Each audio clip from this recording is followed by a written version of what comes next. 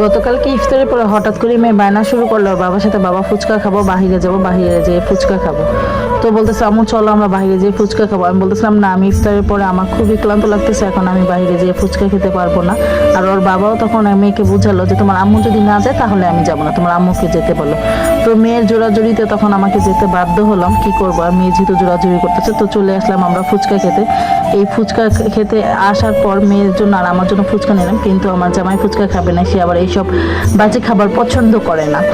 সেই তাই তার জন্য কোনো ফুচকা নেয়নি। আমরা দুজনে ফুচকা খাচ্ছি এবং সে সামনে বসে বসে মোবাইল টিপতেছিল আর আমাকে বলতেছিল কি অবস্থা তোমাদের নিয়ে, বাহিরে গেলে তোমরা শুধু ভিডিও করতে থাকো, সব জায়গায় ভিডিও করতে থাকো তুমি, এইটা বলতেছিল। আর আমি ফুচকা খাচ্ছিলাম, ফুচকার টকটা এত মজা ছিল, এত মজা ছিল কি বলবো। এখন যখন ভিডিও এডিট করতেছিলাম তখন দেখেও আমার জিভে পানি চলে আসছে, এই আর কি।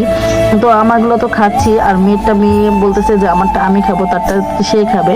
আমি নিয়েছি নাগা ফুচকা, আর মেয়ে নিয়েছে নর্মাল যে ফুচকাটা থাকে ওইটা, ওটার মধ্যে ঝাল নাই। কিন্তু তারপরও আমার মেয়ে ফুচকাগুলো নিয়েছে শুধু তার নামে, খাওয়াইছে কারে জানেন, খাওয়াইছে শুধু আমারে। এই যে ওর বাবা ওর ফুচকাটার মধ্যে পানি দিয়ে দিতে চাইলো, বলতেছে না আমারটা আমি নিজেই নিতে পারবো। সে নিজেরটা নিজেই নেওয়ার চেষ্টা করতেছে, কিন্তু সে একটা বা দুইটা ফুচকা খেয়েছে, বাকি ফুচকাগুলো সব আমারে খাওয়াইছে। ওর বাবা বলতেছিল তুমি যদি খেতে না পারো ফালায় দাও, খাওয়া লাগবে না এত কষ্ট করে। আমি বললাম না, এত দাম দিয়ে ফুচকা নিয়ে আর এত পছন্দের খাবার আমি অপচয় করবো, সেটা তো কখনোই হতে পারে না। যত কষ্টই হোক এই ফুচকাগুলো আমিই খাবো। তারপরে এই তো আমরা লাচ্ছি খেলাম, লাচ্ছিটাও আমার মেয়ে খায়নি, সেটা ওর বাবা খাইছে, আর আমার লাচ্ছিটা আমি খাইছি। খাওয়ার পরে বলতেছে বাবা আমি চিকেন চাপ খাবো।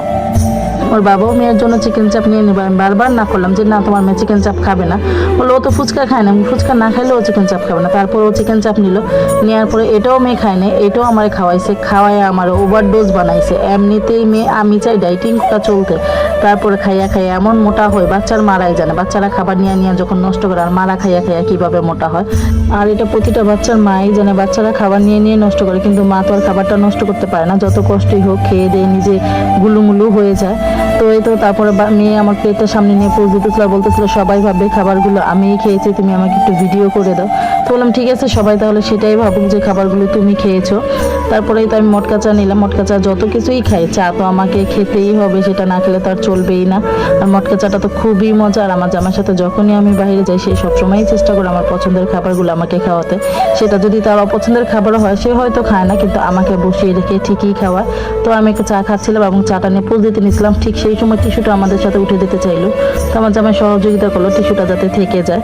তো আমাদের খাওয়া দাওয়া প্রায় শেষ, আমরা এখন এখান থেকে বেরিয়ে যাব। এখানে আরও অনেক মানুষই ছিল, অনেকেই ফ্যামিলি নিয়ে এসেছিল, সবারই খাওয়া দাওয়া শেষ, প্রায় আসার সময় হয়ে গেছে। যেহেতু তারাবি নামাজ হবে, মানুষজন সব চলে গেছে, খালি হয়ে গেছে জায়গাটা। খাওয়া দাওয়া শেষে মেয়ে একটা বেলুন কিনলো, এখন আমরা বাড়ি চলে যাব।